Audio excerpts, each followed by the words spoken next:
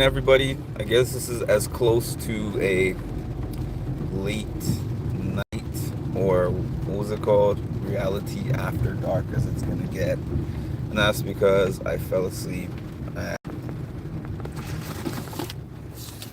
8 o'clock or something. It's a big change for me. Well, one, I've been getting my exercise back on. You know what I'm saying? But two, I had to be up and out of my house by probably a quarter to 8 every morning, which is a big change from just having to be up to clock in and then clock back out. So, I made a post earlier today, and I have made this post on my music and mental health page, because on my music and mental health page, I primarily used to post mental health content, high Chiricity. So something I put on there, I got a similar response when I put it on here. And actually, people debated me on my other channel. So it's funny because over time, my overall thought process doesn't change. I just have revelations that bring my old thoughts back to the forefront. And the post that I made said, well, I don't remember it verbatim, but it was basically the effect of it is don't try to change a toxic work environment. The best thing you can do in a toxic work environment is leave, because it is more likely to change you than you are to change it. And the response I got today and the response I got when I put it on my other channel, oh yeah, it's easier said than done. Yeah, that sounds easy. You know what? To tell you the truth, like just to be frank with it, to be blunt with it,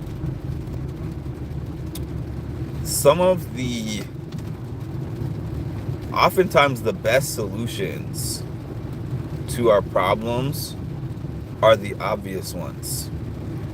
And I always say that to people because as a counselor, right, I think some people who do the same kind of work as me, and people come to them with problems, they're like, okay, let's dive into this. Let's tackle this problem. All right, so a squared plus b squared equals c squared. The Pythagorean theorem.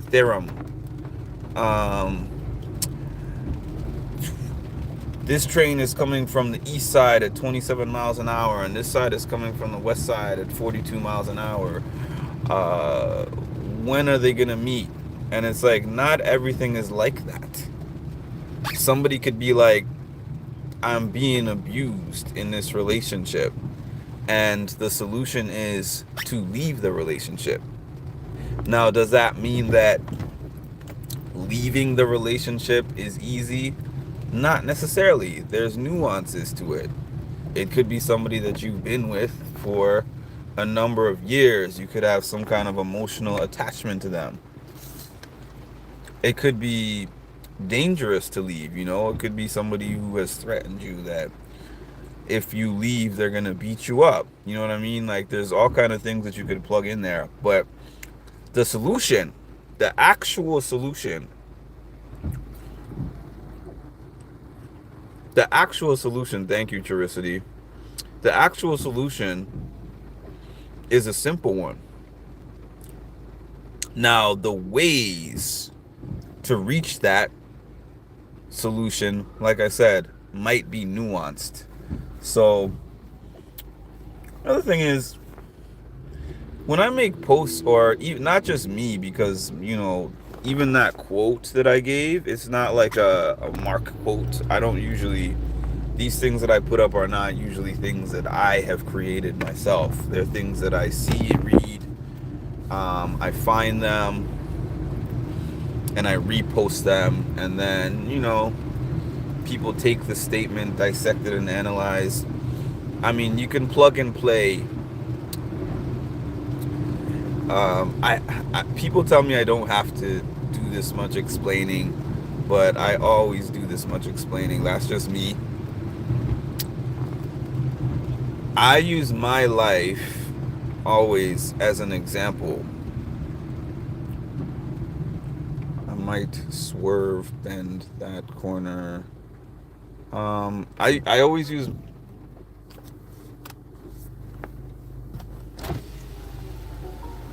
lights. Thank you. Thank you. My lights are off. I always use my life as an example, and obviously, my life.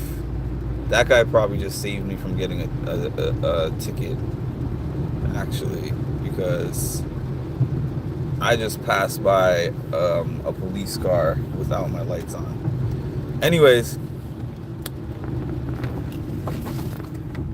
I always use my life as an example, and obviously, my life is not representing 1,400 people who follow me on this page, you know. But what I will say is, as it pertains to what I was talking about, which is leaving a toxic job, right? I mentioned that I recently, I'm not even gonna call it left one, but I was recently removed from one, right? And it's not the first time, though. It's not the first time I left a toxic work environment. And I remember the first time I actually did that by choice. And it was about maybe 6 to 7 years ago. And I remember it was terrifying, right? And I remember I would talk to my friends and I would talk to my family about the job. And I would be like, this is what's happening at the job. This is what the management is saying to me. This is what is happening amongst co-workers. This is this and this is that. And I remember my friends and family, some of them, not all of them, some of them being like, Mark, that doesn't sound like a good place to be. You should go. And my response was basically, it's not that easy. Thank you, Anthony. Anthony always coming through with the positive comments. Yeah, my response was like, it's not that easy. But the reason I was saying it's not that easy is because we get this mentality, a couple of reasons. We get this mentality of like, I'm locked into this job, and the best thing to do is to just air out my grievances and talk to the powers that be and try to get them to do things to change the environment, right? But a toxic work culture is a toxic work culture, and it usually starts at the top down. So there's only so much you can influence. You can influence within your space, within your scope. You can influence maybe like what's directly around you, but you are not going to change the company. It's just like when I make the post, everything that I say always ties together with something. I make a post from time to time of a quote that I saw that says, don't try to steer the river. So you get in the river, the only thing that you're doing is sitting in your boat and controlling where your boat is going. But you're not controlling the currents. That is beyond your control. So, the post again, the best thing you can do to a toxic work environment is leave, because it is more likely to change you than you are to change it.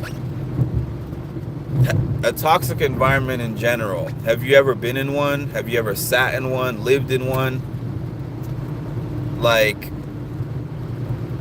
let's say you are in a toxic relationship, an actual relationship that is toxic.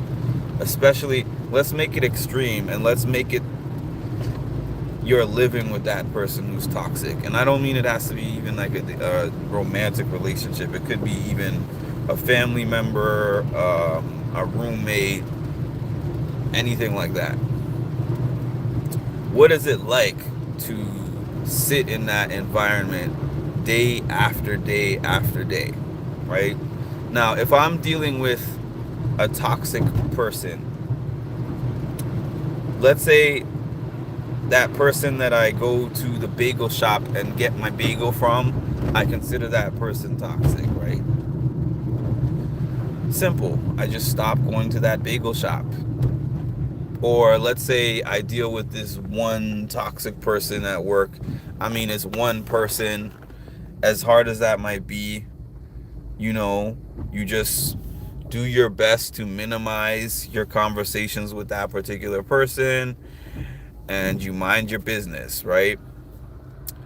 But what happens if your entire environment surrounding you is built like that and you stay in that? Now you get into this mode where you are now being influenced by the energy around you, and the energy starts to become your energy. And next thing you know, you're down this rabbit hole of potentially even doing some of the things that they're doing, acting some of the ways that how they act, without even realizing it, because that's your daily 40-hour struggle. So it might sound like a oversimplification for me to be like, just leave, right? That might sound like an oversimplification, because I know that somebody could be thinking, how could I just leave? I've been invested at this job for X amount of years, or I have a 401k, or I have a retirement coming up. I guess it just depends on how much your peace is worth to you. That's it. Myself, my peace is worth, nobody can buy that from me. Nobody can say, here's the amount of money that I can pay you to take your peace. So everything else I can figure out. You know what I mean? Even in a market, even you're busy today, Chiricity. Even in a job market that is a little on the tough side. I mean, maybe my field I don't really experience that much, because I have left 4 jobs, 5 jobs in this field, 6 jobs in this field, and gotten 7, 8 more offers. Like, that's just how it's gone for me over the past decade. But generally, the general job market, it's tough. Yes, it's tough. It's tough finding work. It's tough keeping work. And I'm not saying, oh, my job is toxic, so I'm just going to leave immediately. No. Obviously, make sure that you can do that. Like, if you have some kind of savings, you could do it right away, possibly. But if not, plan for it. Look for another job. Put out your applications. Put out 20, 30 applications a day. Do a bunch of interviews. The point is, you'll find things as soon as you start looking for them. If you are making casual efforts to leave, then you're going to get casual results. Because I was doing that for the past year. Alright, what are all these crazy comments saying? Because this is starting to get crazy to me. Let's see. Black Panther. Okay. No ghost. whatever that is. I gotta go. Salvation Army worldwide jobs.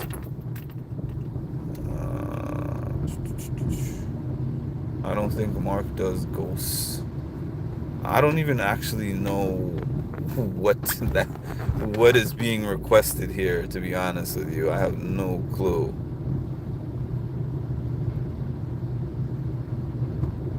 Um I don't know why you came on here to talk about ghosts, but okay. That's an interesting one. The trolls come out at night. That's all. That's all. But yeah, I mean, you don't even notice. You might not even notice the energy shift because I personally did not notice the energy shift. I just took it as depression, right? That's what I labeled it. Depression is such a blanket statement. Like, okay, I've been dealing with depression over the last year. But when you break it down, there's a part of my depression that is just, this is my diagnosis. This is what I deal with on a daily because it's my diagnosis. And there's another part that's like, this is a variable. This thing that is happening in my life right now is a variable that is increasing my baseline depression. Because honestly, even though I experienced depression, I have recovered to the point where 85% of the time, 85% of the time, I don't even feel like I have depression. 10-15% of the time, I have those days. But like 85% of the time, I don't even feel like I have depression. So it wasn't just depression that I was feeling. I was in an environment that was like drowning my soul with negativity and toxicity. I knew that I was going to log into work. I'm going to be arguing with my super. I was going to be having to advocate for myself for some BS changes that were being made that were nothing to do with my job description or some crazy additional tasks that I didn't have to be doing. And it was just like, I'm going to be in 6 meetings a day. It was so much, and it became so normalized that it didn't even feel toxic. Maybe I could identify to an extent this is toxic for me, but some toxic situations you don't really realize how bad they are until you are out of them.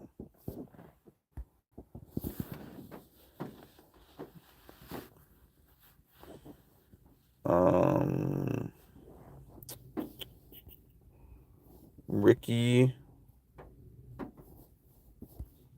I don't think anything that has been said outside of you has been on topic.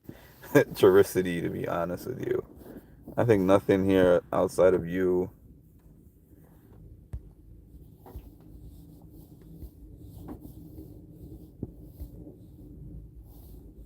Yeah, I'm reading the comments and I'm not seeing anything that has been relevant at all. But yeah, I mean, so basically, I guess the point of what I'm saying as a response to anyone that wants to say it's not that easy, it's like sometimes it's simple. It's like it's A plus B equals C. Simple and easy are two different things, right? I'm not going to say it's simple. I'm not going to say that the solution is always um easy. Hold on. I had it right the first time. The solution is simple, but it doesn't mean that it's always easy because we're human.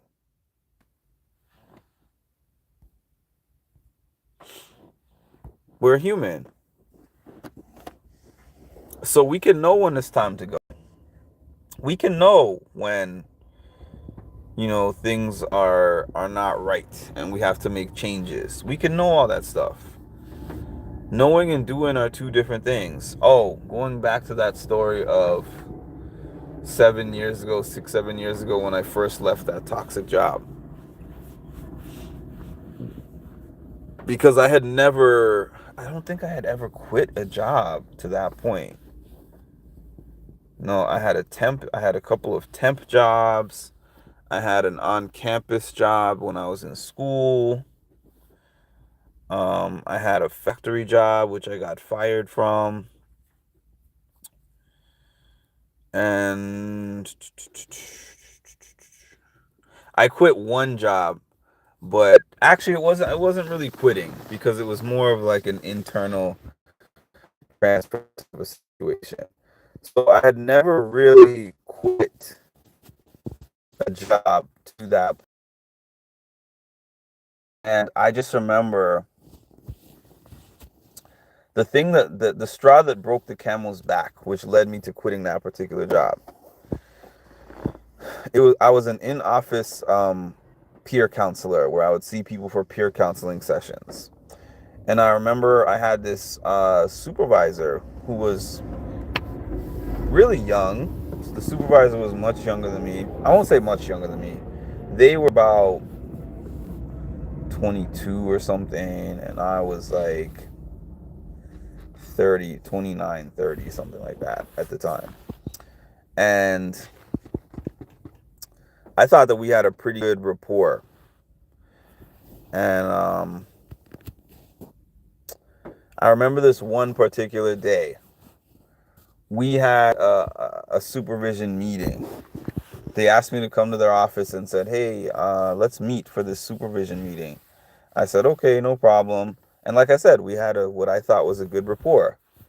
So this person gives me a rundown of some requirements that I have to follow. Like, hey, Mark, I had this meeting with upper management, and they said that this needs to be done. I said, oh, okay, no problem. Yeah, I know it's a lot. I know it's annoying and everything. I get annoyed by upper management requests as well. I don't even want to have to tell you this, but it is what it is. That's the job. That's how it goes.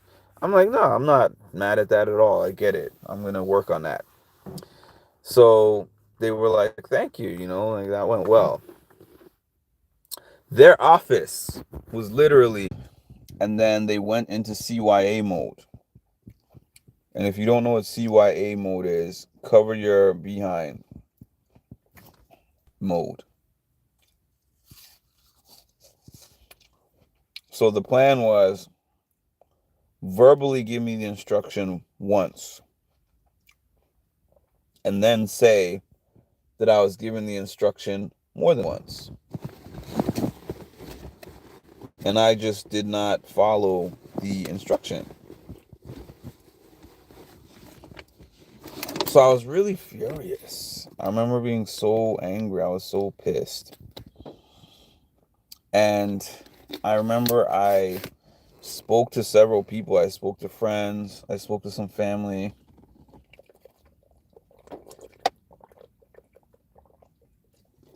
I spoke to some of my coworkers.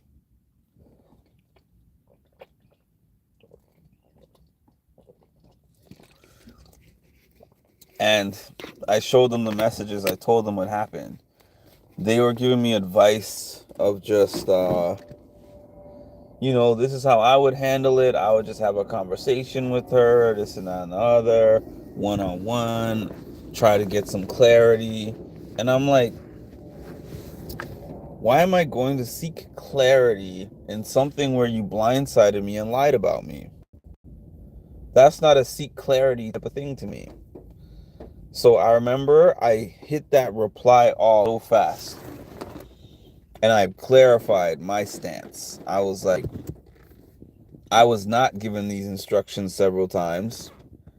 I was not insubordinate. We had a conversation about it for the first time this morning. I was given the instructions and I said, yes, I'm going to do that. I have never said no. So we're going back and forth with this reply all, with all these upper management people on it. And then one of the upper management finally jumps in and says, Mark, I agree with everything that so-and-so said. You need to learn to comply. I'll never forget that. So I remember that as soon as I saw that, you need to learn to comply. As soon as I saw that, I remember going on the computer, or I was already on the computer. I typed up my letter of resignation.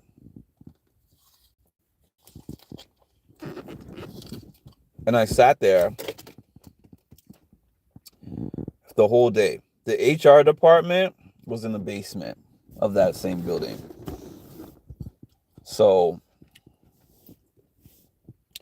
I was like, do I want to work the whole day and then give it in? Do I want to give it in and be dramatic and leave? And so I sat there and I struggled with this. And then I was also scared because I was like, this isn't easy, right? This is not an easy thing to do. I had 5 years maybe. I mean, I know that doesn't sound like anything crazy, but for me, 5 years at a company is a long time. I don't think I've been at any other company more than 5 years. And I was just like, this is what I know. This is one of the first places that gave me a shot after school, after college. Um, I'm comfortable here. You know, the pay is all right. There were so many reasons why it wasn't easy for me to do. I remember I turned in that letter at the end of my workday. I've told this story several times before, but I think I probably didn't put that piece of it in there. Within 2 hours, and 2 hours is being generous. It might have been less than, it might have been like an hour and a half or less. I got a call from that same chief clinical director who told me to comply. Conform. That's not even the word. You need to learn to conform. That was the word, not comply, conform. That word was what really, that was the one that I was like, shoot, this has some undertones to it to me. You need to learn to conform. That was the actual word. Okay. I had that story all wrong. Yeah, so that same person who told me I had to conform, I had to learn how to conform, was calling me. And I did not leave there as some kind of a negotiation tool or anything like that. So when I was said I was done, I was done. So I had been looking at another job. I had done an interview for another job and gotten the offer. And the company called me, and the chief clinical director called me, which that person had never called my line directly, ever. Gosh, she got my cell phone number, called me directly. I'll never forget it. I was walking through this store that's nearby my house, this variety store. And then I see the number pop up on my phone. I didn't even know who it was because I didn't have her direct number, her cell phone number. She calls me, hi, Mark, this is so-and-so. I heard that you're leaving us.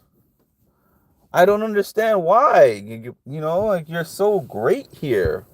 You do such an excellent job, and you know, like, all the clients love you here, and the staff loves you here, and you know, you make such a great impact, and you've been growing in your role, and this and that. I was like, that's funny because y'all never told me that while I was there. So that's interesting that you're telling me that now. She was just like, so what is it? What is it like? What is it? What is it that would make you go to this other company? And I was like, well, since you asked, um, those people respect me. They pay way better than y'all. Um, they're transparent. They know what I bring to the table. They treat me like I'm a human. They talk to me like I'm a human being. I just went down a laundry list, and I expected her to be like, F you, and hang up the phone. So she heard this whole big list of things that I said and says to me, okay, so the pay, okay, we can work on all that other stuff, but the pay, how much would you need in order for you to stay? And I said, well, you would have to match what the at minimum you'd have to match what the other company has offered me. Okay, so what has the other company offered you? I said, I'm busy, I have to get off the phone.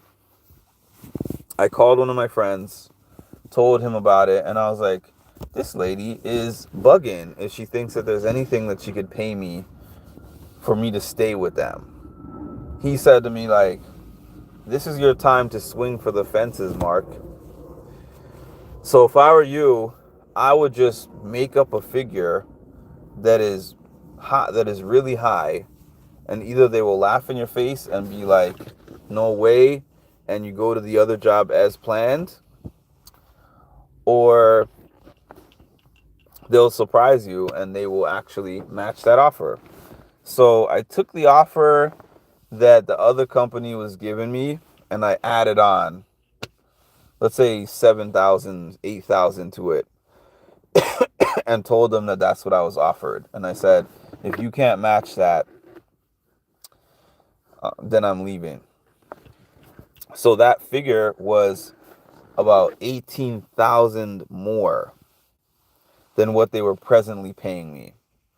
And I figured there's no way that they're going to give me that. She emails me back because I had sent her this by email. And she's like, give me a minute. Give me like half an hour. I'm going to speak to the CEO. Calls me in 20 minutes. Congratulations. We're matching your offer. I said, I didn't say that I accept. She was just like, okay, well, this is time sensitive. So if you don't accept by today, by such and such a time, 8 p.m., the offer is withdrawn. So consulted my family, friends, whatever, and I took the money. I stayed in the job, and I was paid significantly more than I was being paid originally. And for like 2 months, everything was cool. You know, they treated me better. They spoke to me better. But after about 2 months, they started coming back to me with the same kind of energy, the same kind of language, the same kind of everything, the same kind of toxicity that they had before. They just dressed it up a little bit. And now they added on to it. Well, you're the highest paid peer specialist in this company. And with that pay comes all these extra responsibilities. They would throw that in my face every chance they got. So again, the simplest thing to do was to stay there, especially and with the fact that they were giving me more money. But the best thing to do was to just leave and work it out somewhere else. And I think that you might not understand what I'm saying unless you've been there and unless you've done it. And that's why I say a lot of my things I say are life experience based.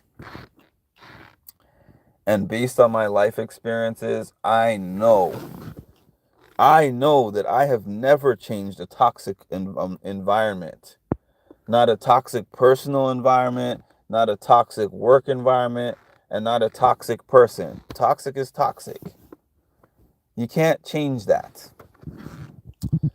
You cannot turn rat poisoning into cheesecake. You know what I mean? Like, it is what it is, you know? So it takes courage sometimes to do the best thing for you. And the solution might be easier than you think, truthfully. But the decision might be the hard part. The decision to actually lock in and commit to saying, I can't be in this environment anymore. And now I have to put my feet to the pavement, which is one of my mom's favorite sayings, which I used to hate. Matter of fact, it wasn't put feet to the pavement, it was pound the pavement. I had to pound the pavement. I had to pound the pavement to figure out a better way. I left a job and took a $20,000 pay cut just because I needed to leave a company. Honestly,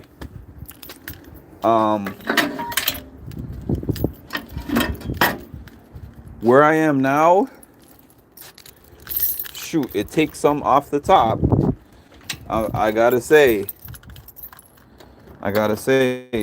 there's some money at the top being where I am now, for sure. But that peace of mind at this point in time feels worth the extra.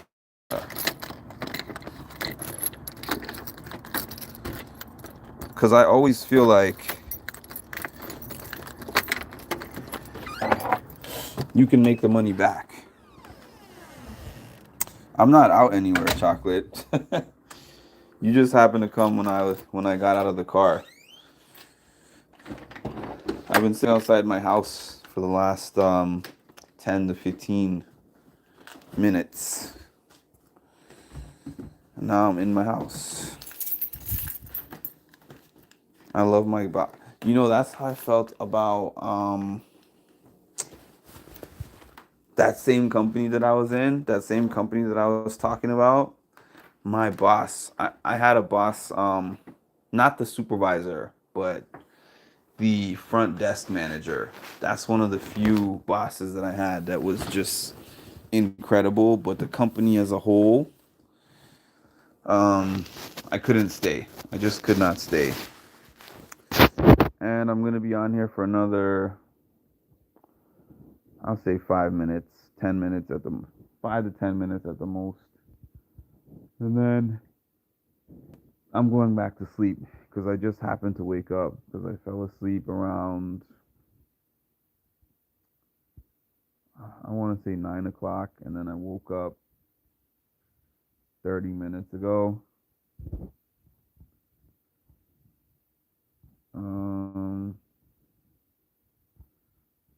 I have to say it. Agreed. I always say I need enough to pay my bills, but I gotta look in the mirror at the end of the day and like who's looking back and backing that company. Yeah, exactly. I'm telling you, unless you've had that experience, like, you don't know. Shout out to my dogs at the crib. It's good to keep those connections. If I was on here on StreamYard, I would play the clip, but I'm not on StreamYard, so I am not able to play the clip, unfortunately. That reminded me, there was this thing that Tasha had sent that Cam was going to be in New York. I want to say it's this weekend. I want to say it's Sunday. And I've been debating back and forth whether I want to go or not. I'm on the fence. I'm on the fence.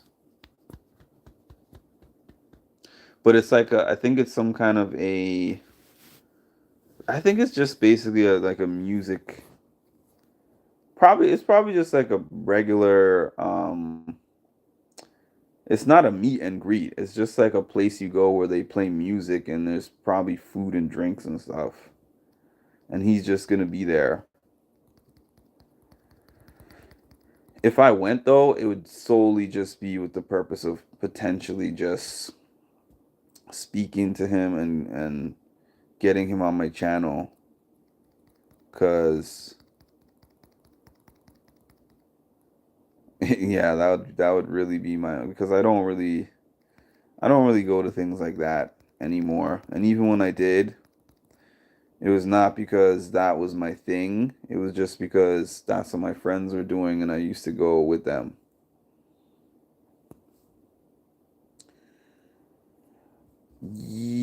I can't say the same, Chiricity, but I have taken some good friends. I have taken some good friends from some jobs. Not every job. It really depends. But I've always gotten along great with the majority of my coworkers. I will say that much. I would say it's only a few of them really that I've ever had problems with. The supervisors, on the other hand, it's only a few of them that I've been good with. And I've started to learn that it's not a me problem. I used to be like, you know how they say if you have a problem with everyone, you're the problem? That is the case a lot of the times, but I realized what makes them have problems with me. A lot of supervisors, not all of them, but a lot of supervisors have this air about them, have this ego about them, to where they're like, I'm the supervisor, almost like your parent, right? Okay, chocolate, it was good to see you. Like your parent, right? I always use this example of of my dad. My dad was so strict when I was a kid, when I was growing up. Matter of fact, he was strict a big bunch of my life, but especially when I was a kid, when he could be super strict. And I remember there would be times where, let's say that he misplaced something. But just to use a random example, he had something in his room and it was misplaced. So because he misplaced it, it must be that I went into his room and took it and stole it, right? So he would spank me or do something for me stealing that thing from his room. Then he would find it, and he wasn't like, "Oh, I'm sorry, son. Um, I made a mistake." And I would tell him, I'll be like, Dad, you spanked me for stealing, and I didn't steal, and it's proven now. And he would be like, "Well, like, shut up, son. You didn't do the dishes the other day." And I'm like, in my head, I'm like, what does that have to do with the price of tea in China? My point of that is, it was like, how dare you say anything to me, whether I'm wrong or right? Because I'm your dad. This is how a lot of these bosses have dealt with me, where they're like, you're my subordinate. They don't say that directly, but I mean, that's how they're talking, as if you're my subordinate. So I'm just supposed to tell you to do something and you're supposed to just do it. So the thing about me that has been consistent from the time I was a child to my teenage years to my 20s into my 30s, where I am now, if you give me some kind of an instruction or like, this is what you're supposed to be doing, I'm going to think about what you're telling me, and I'm going to think, does this make sense? Is this the best way of going about it? Is it fair? If we're talking about a work environment, I'm like, is this within my job description and my scope of services? Is this legal? Like, there's many things that will go through my mind. That's not a no. That's not me saying no, I will not do this. But it's me saying I'm not gonna just follow you blindly because of your title. Because just like what Charicity said, there's so many factors. I do have to. It's not about what goes into my bank every 2 weeks. It's about what's in my mind, what's in my heart, and the person that lays on that pillow at night and has to think about the accumulation of all the decisions that I've made throughout the day. Do I want to do something illegal or immoral on your behalf because I'm getting a paycheck? And the answer for me has always been no. I don't really know how many jobs I've had. Oh, were you asking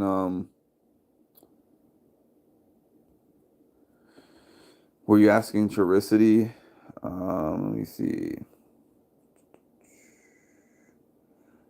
I go to the company parties. I do. I do that. I do that much. I don't go to all the company parties, but like the bowling function, the Christmas party, I go to like 2 to 3 major ones. That's what I do. But if they have 8, 10 parties in a year, I'll probably be at two of them. I don't need like I started working when I was, if you count this, I started working when I was 11, and I don't mean like working as in I did house chores and my parents gave me money. I mean working like I had a paper route where I had to deliver probably upwards of maybe 150 papers. I got the papers and the flyers, and I put the flyers in the newspaper, and then I had to roll up the newspaper, put the rubber band around it, and then put them in my carrying bags, and then ride around the neighborhood in my bike, on my bike, I mean, and then deliver the newspapers to the people's doors. And because there was no in it like subscription apps or whatever, you collect the money at the end of the month, door to door. You literally go around and knock on the door. Hey, the money is due, whatever, and probably made a couple $100 a month, which is a lot for an 11-year-old. That was the first thing that I ever did. The second thing that I did as work was working in my high school cafeteria. And then from there, I worked as an intern at my mom's hospital. I worked at another high school my college cafeteria in the bakery department. That's four. Uh, custodial in my school. Um, Couple factory jobs. The factory jobs, my Sears job, my Macy's job. My goodness, this is a long list. That's nine already that I've counted, and I'm probably missing some. Um, what happened after Macy's? Was that when I got into the counseling field? Probably. So that would be 10. So if I had to guesstimate, I would say at least about 15, 16 minimum.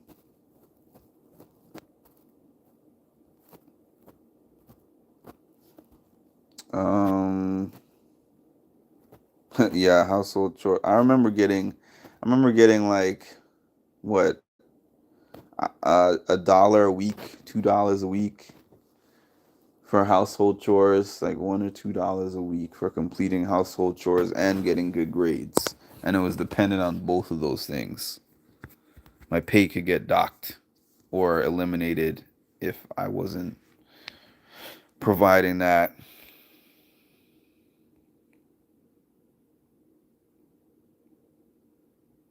No, I don't know if you're talking to me, but I didn't do any work for my dad, unless you include the house chores. First job was babysitting.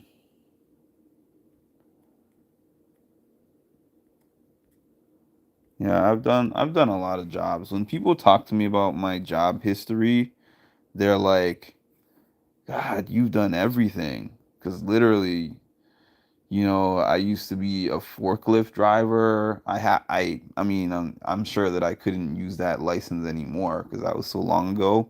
But I had a forklift license and I did forklift driving. I did shipping and receiving. I did assembly line work. Like I've done a lot of manual labor jobs. I've done office jobs. I've done counseling jobs. Now I added care coordination to my list last year. Employment specialist. Like I've done just an extremely wide range of things in my life. Part of that is probably because it's just that I've never felt 9 to 5 life was for me. So go to the job, try the job out, and I'm like, oh, it's my time to move on. I struggle to stay in jobs. And I don't mean I struggle to stay in jobs as in I struggle for the job to keep me. I mean, I struggle personally to have the desire to stay with companies for long amounts of time.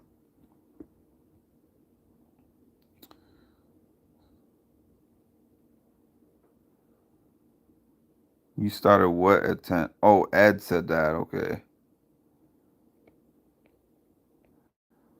Yeah. Ed got y'all an extra, probably an extra 10 minutes because I passed my original 10 minutes. But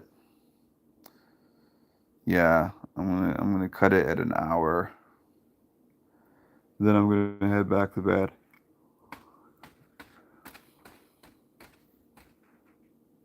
Cause I gotta be up in.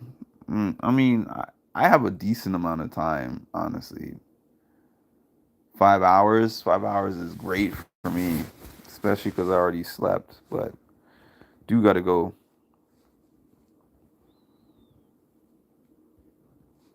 I get bored.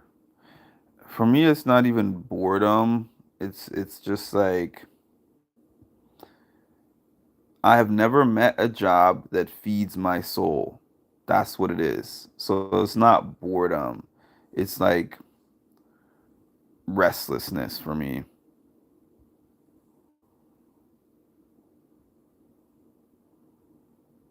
mm I do too. I missed whatever Ed said.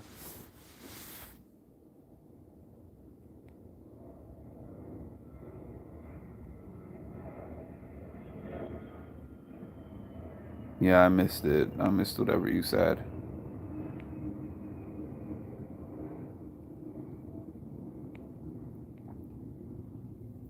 We didn't change time. We just the same.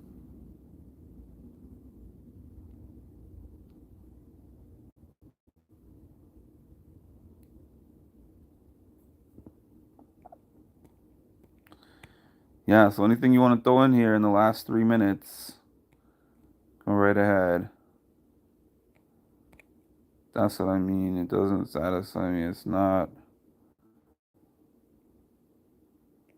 what I want to be doing, not what I'm meant to be doing.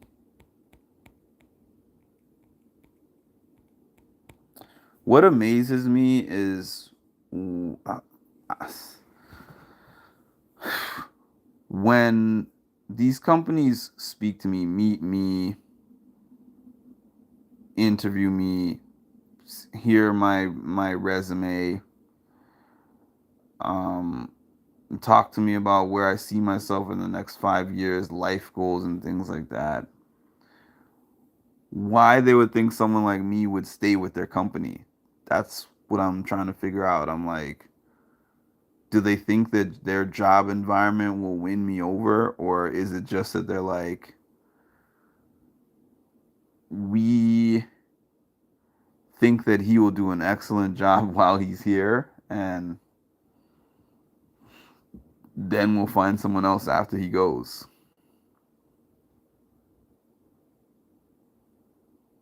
Yeah, I'm hopping off too in the next 2 minutes. Good night, Ma.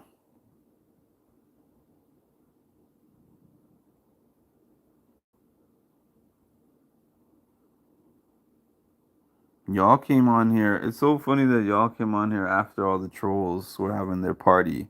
It was a troll party for the first 30, 20 to 30 minutes, and it was just Turicity knocking off all the trolls.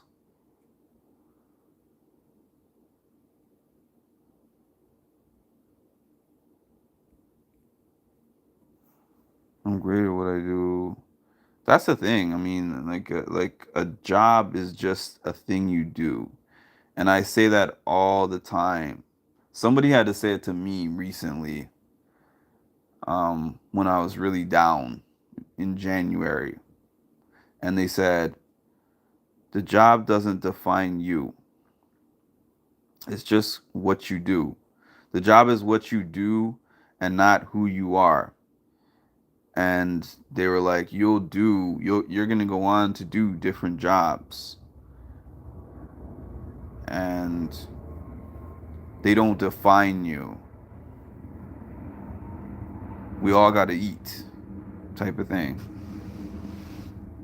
Right, I was left alone. Now you're a troll killer. Yeah, Charicity usually is the one that blocks the least people, but she gets down in the trenches when nobody else is here and does what's necessary.